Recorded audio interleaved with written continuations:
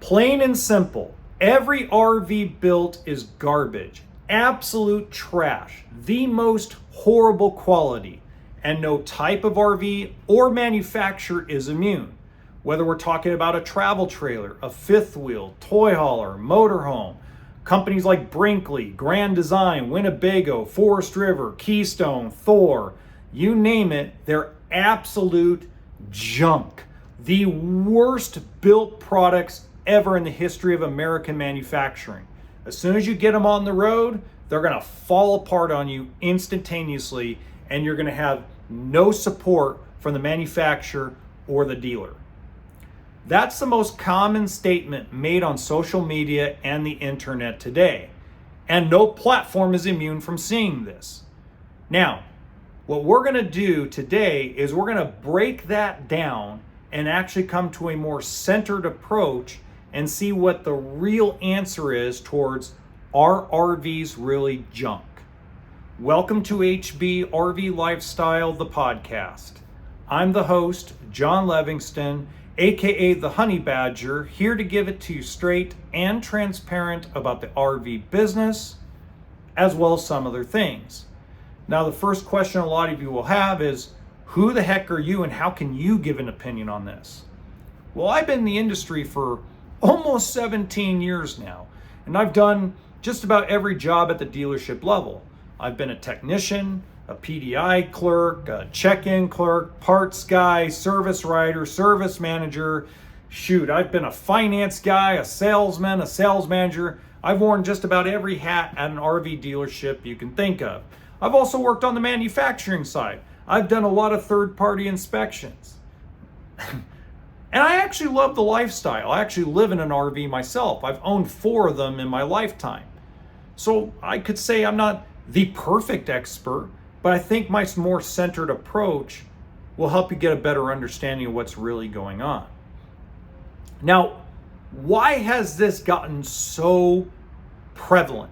Why has this gotten so in your face and pounded in your face? Well, there are 3 reasons why. The first reason why is Lil Wayne said it best. I went to pay attention, but attention paid me. Okay? I call it the Liz Amazing effect. There is a browsing tool on Google Chrome from a company called vidIQ. And when you download that browser extension, it actually can tell you how much a channel on average is making in ad revenue. And Liz Amazing, by vidIQ and by just a simple math, makes about $30,000 to $50,000 a month in ad revenue. So if you're a guy looking for a faceless AI channel idea, and you see a channel like hers that's making a legitimately ton of money, you're going to want to try to tap into that. So what do? You create false narratives that are based in some facts. And we're going to go over those facts because there are facts and there are reasons why people feel this way. We're also going to go into what I call number 2 is, if you look at the surveys that have been done over the first 5 weeks of 2026, they actually paint a very different picture than what's online. And the simple fact is, the only people that go online are people either looking to make money or angry because something was not taken care of properly. Look at most of your full-time RV influencers. Most of your full-time RV influencers are on there because they're trying to make money so they can continue to live the full-time RV lifestyle without having to get a go-to-the-office type of job.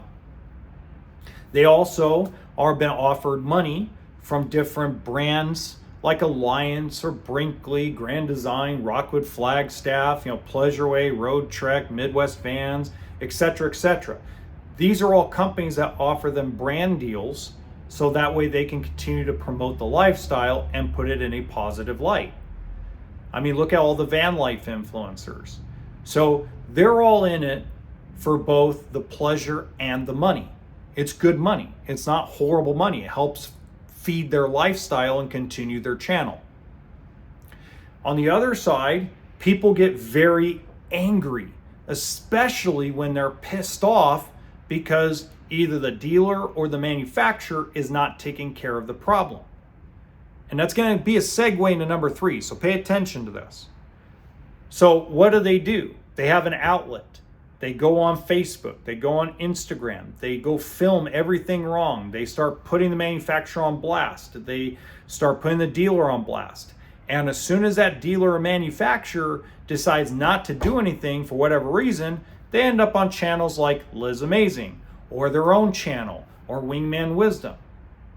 So there's two extremes on the internet. There's no middle ground because the middle ground folks are too happy and don't use their RV enough to go, hey, by the way, we use it 5 times a year. We're really happy, but we don't want to create a channel to show 5 trips a year. We'll just take pictures on Facebook and join groups and be a part of the lifestyle, which I'm going to show you how that worked and why I know that through some surveys a little bit later in the video. Okay, and that segues me into number 3.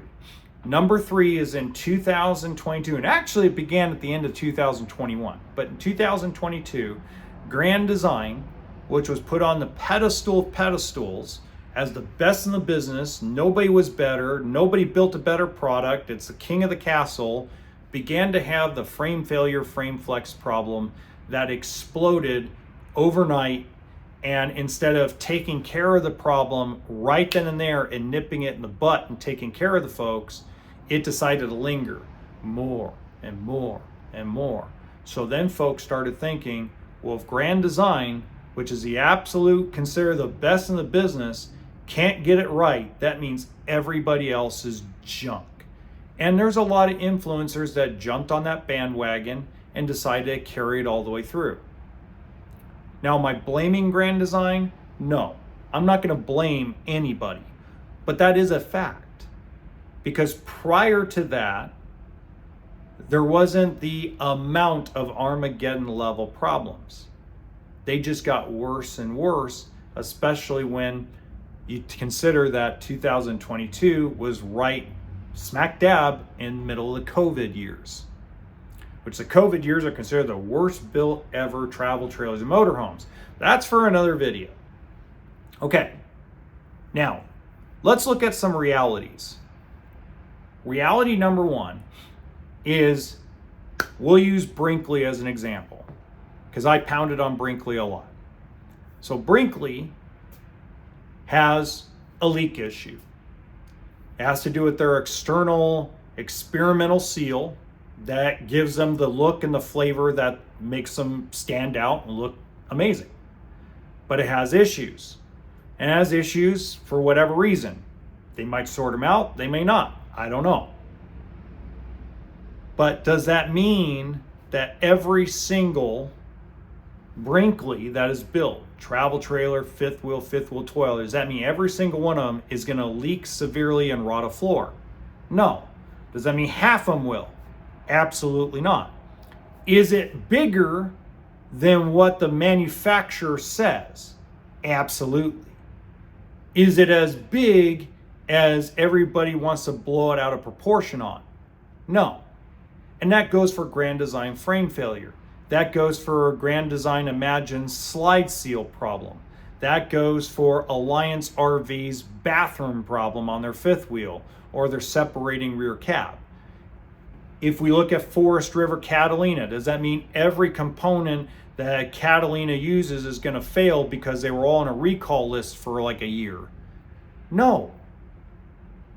What it means is that there's a small percentage of them that are going to have an issue. Now, who I really blame is all RV manufacturers. And I also blame social media. Because social media pays negativity so well, people have no choice but to be either overly positive or overly negative.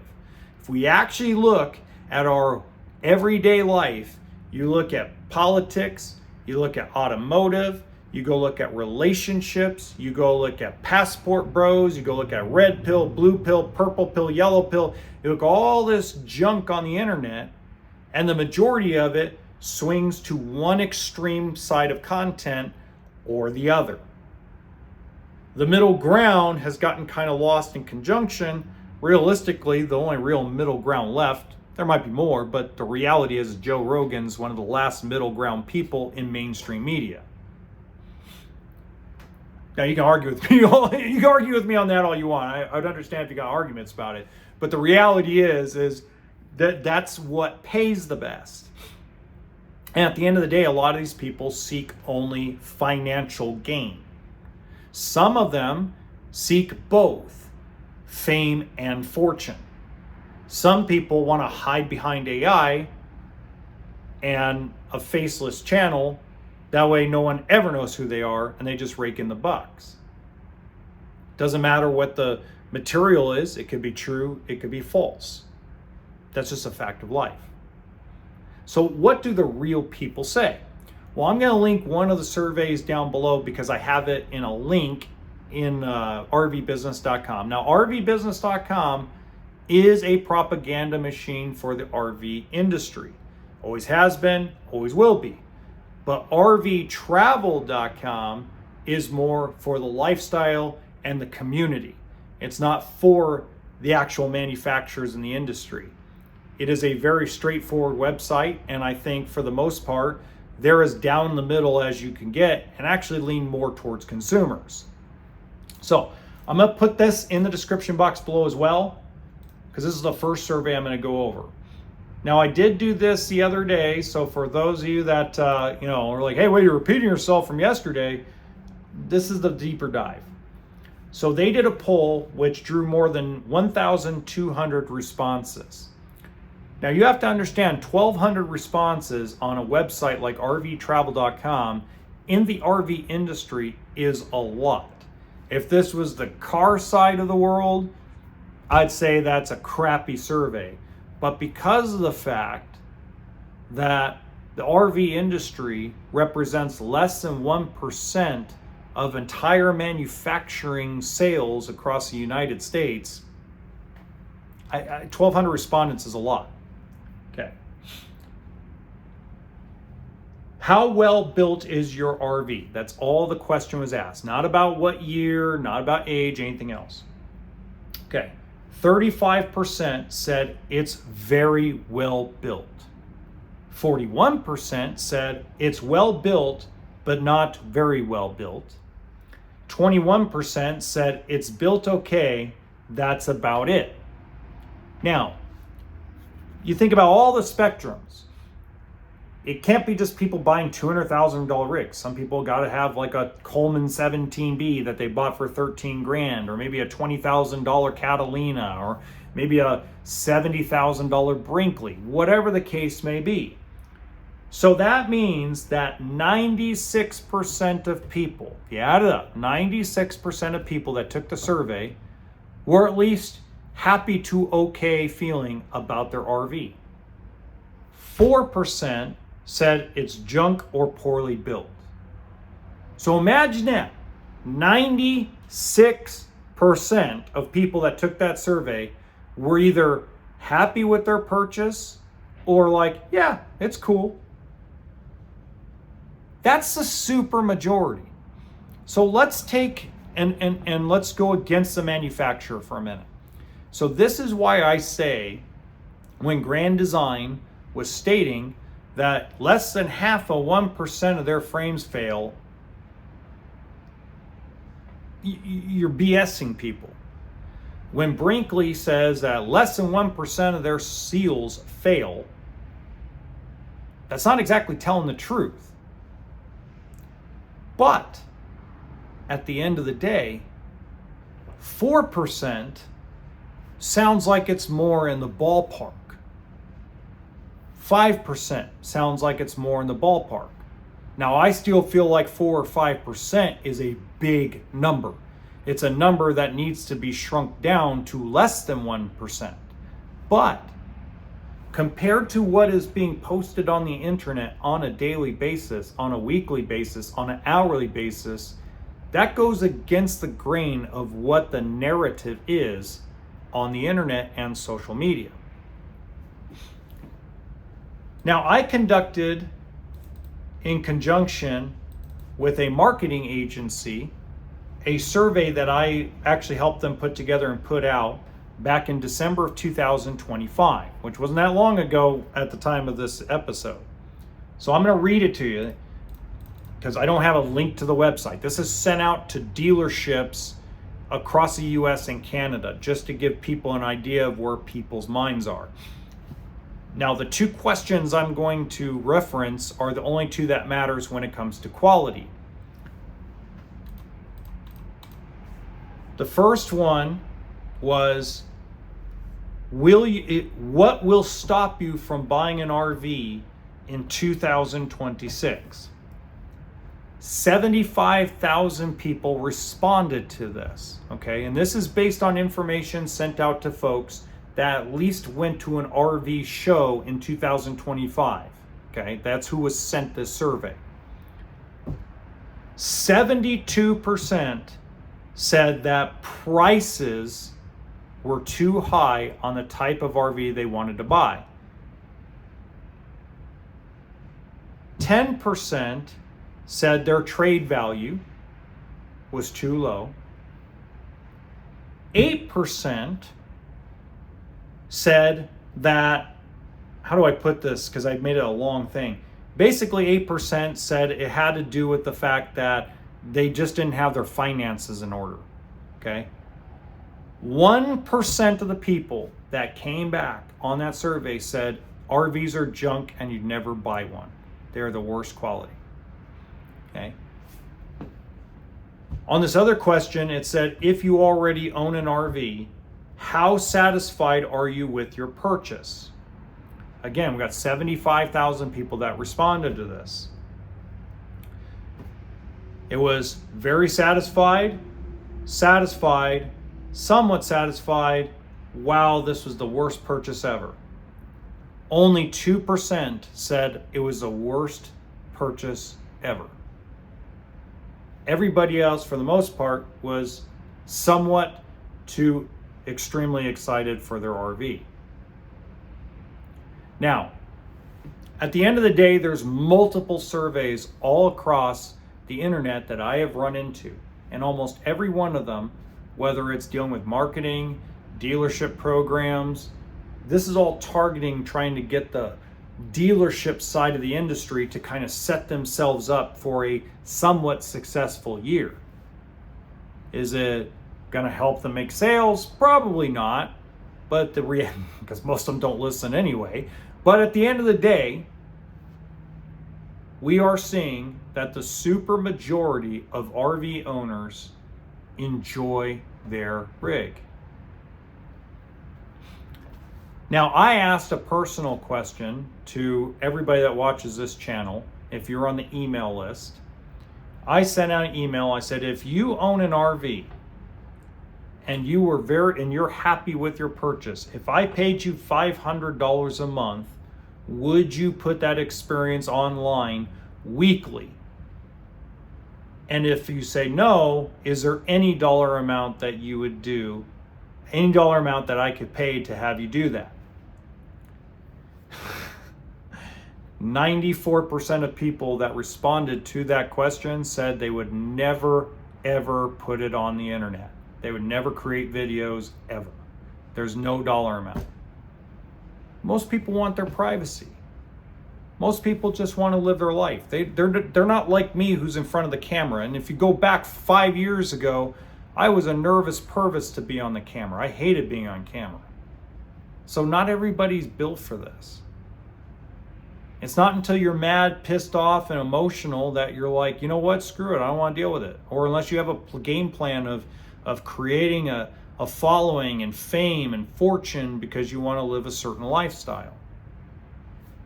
Either way works. Now, for those that have extreme problems with their RVs, frames failing, caps separating. I have not ignored that you not having extreme and severe problems, and nor will I ever. I will always fight for you. I will always battle, and I'll always tell your stories here with your privacy. I don't care what manufacturer. In fact, they can go fuck themselves for all I care when it comes to those type of things. But we also have to have some kind of center mass with everything. When I go look at older RVs that are trade-ins or that I've purchased myself, they are by far worse built than stuff today. So let's say that Brinkley RV has a 4% chance of having extreme leak issues and rotting floor because of their experimental external seal. Okay? I would take that Brinkley, a Brinkley fifth wheel toy hauler, with that 4% chance, if that's what we're going to call it, I would take that over my Weekend Warrior anytime, any day of the week, because Brinkley is not a bad product. Brinkley is a decent product. Maybe way overpriced for what it really is, but it's still a good product and a lot better manufactured and built than the Weekend Warrior that I live in. And you can argue with me all you want. I live it. I had a 1986 Fleetwood Jamboree. I would take a Thor Class C motorhome gas that's built today that may or may not be missing its furnace ducting and may or may not have its wiring put together right than the Jamboree I owned that was a 1986, because I got a better shot of that Thor being built better than my 1986 motorhome. It's a fact of life. The 2019 Keystone Cougar that my kids live in, that big 42 monstrous fifth wheel, is better built than any 2002 Keystone Montana that was built in 2001. The biggest thing that I can tell you is the one thing people will have me over the hill on is the craftsmanship on cabinetry and woodworking and having everything centered right and have everything built like a home as far as the cabinetry and the sink and the bathroom. You got me over on that. Those are never going to be built like they were with Teton or Carriage or Beaver or Country Coach. But we live in a different time where we have to put more equipment on all of these rigs. It's what caused the Grand Design frame failure problem, was the inability to update the frame, allegedly, to support all the weight they were putting in the front with washers and dryers and king-size beds and tons of dressers and cabinetry and updating everything and moving everything around. Allegedly, that's what caused the entire issue. Have they solved it? I think so. Have they been taking care of people? I believe so. Now, I've been told by a lot of independent shops that Grand Design has stepped up their game. But at the end of the day, are RVs really junk? The answer is no. Is every RV built perfect? Hell no. Are there some manufacturers that are overpriced for what they really are? Yes. But it's what comes with the territory. And at the end of the day, you got to see value in it. But the question is, do you want to enjoy the lifestyle? Because lifestyle comes with maintenance, a toolkit, and a sense of humor. Until next time.